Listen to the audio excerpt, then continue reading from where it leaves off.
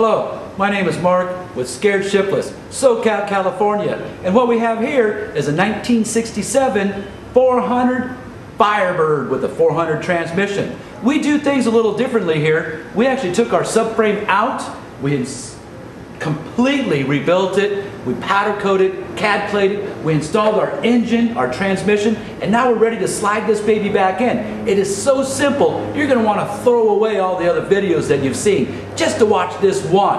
I'm going to show you how their mistakes are going to get improved by the way I show you how to do this. Let's get started. So let's face it, you know what? Everybody doesn't have a lift in their garage at home. And a lot of you DIY guys, hey, you know what? You don't have a lift either. So you know what? I'm going to show you the most simplest way to do this. First of all, we have our car up on jack stands just a little bit. Second, we have our complete assembly that we're just going to roll back in here. No lift required. And you know what? The biggest mistake that those other videos have, they're saying to actually stick a bolt up here to line it to your body mount up here. Well, you know what? That's a guide point. That isn't in an exact area. Because number one, only one side is round that you can actually stick a drift pin or a bolt. The other side is actually elongated. And the factory did this for a purpose. And so we can get the proper wheelbase and our side to side to be straight. And I'm going to show you how simple it actually is. Let's get started.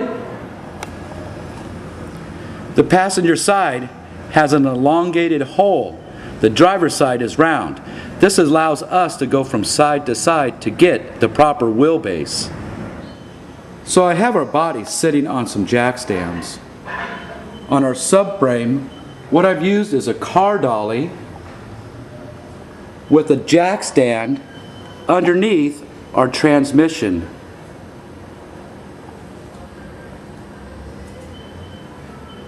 Our vehicle is sitting on its wheels,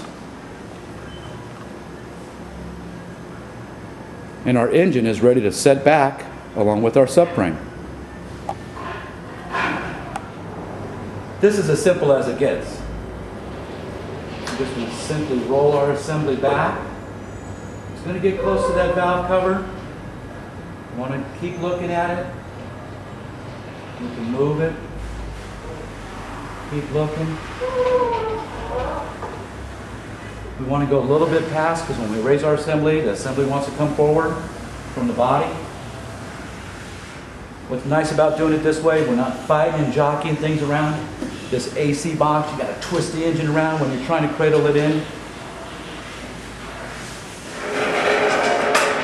Let's see if we can get this under there. You want to kind of jack it up fairly straight. You can move it a little bit.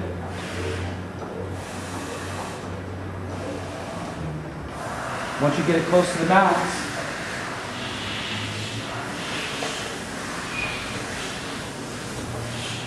we're going to want to take our drift pin,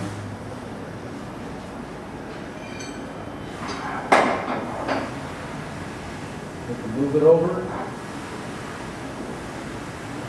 get it closer, we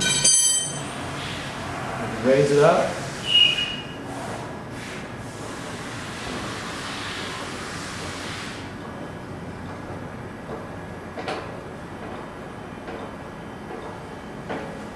jack it.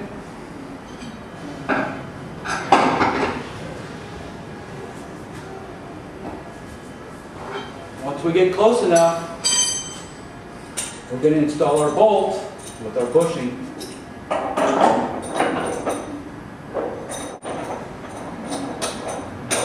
Now the other side. Drip pin.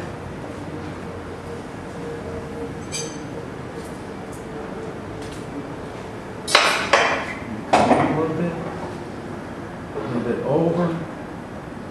Right about there.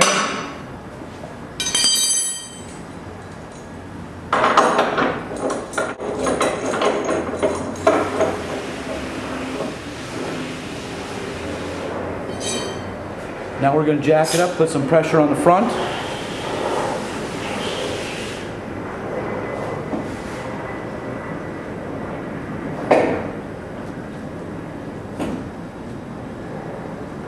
Now we can go underneath the car and attach our two other bolts. And attached, we want to bring them up just a snug. We still want to be able to move our subframe.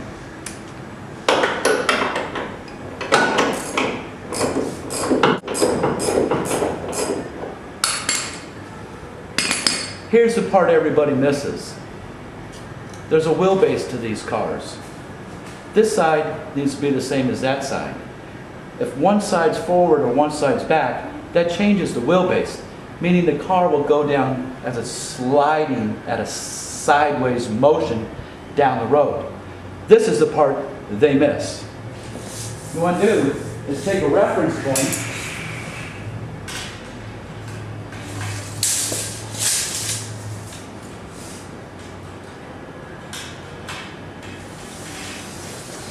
and measure out. We're at about 116 and a quarter. We're going to check our other side.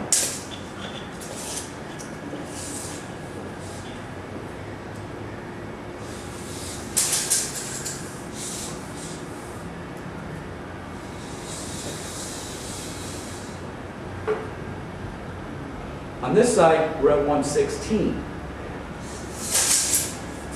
What I like to do is bring our subframe forward. This way, it allows us, if we have reproduction fenders, to have a little extra gap at the door and the top. The reproduction fenders fit like junk at the top. So allowing us to move this forward about 1/8 of an inch, we're going to be golden for a body fit. We have original fenders on this car, not going to matter much. After we measured out our wheelbase, what we want to do is we want to move our subframe from side to side to make sure that it's straight. What we're going to use is the factory rocker molding pinch weld at the very bottom to the frame. We want to go near the front of the frame, underneath the body, and near the rear, in the same consistent spot from right to left. So what we're going to do is we're going to measure from the sub rail to our pinch weld. We're at about 5 1/8. About 5 1/8. We're going to check the other side. Okay, our other side was at 5, and we had 5 1/4 on this side. So what we did was we brought our subframe over 1/8 of an inch. Now we're at 5 1/8 here, and we're at 5 1/8 here. What we're going to do is recheck our wheelbase. If everything's good, we're going to lock her down. We're going to start in the rear first. We're going to torque these bolts to 95 pounds.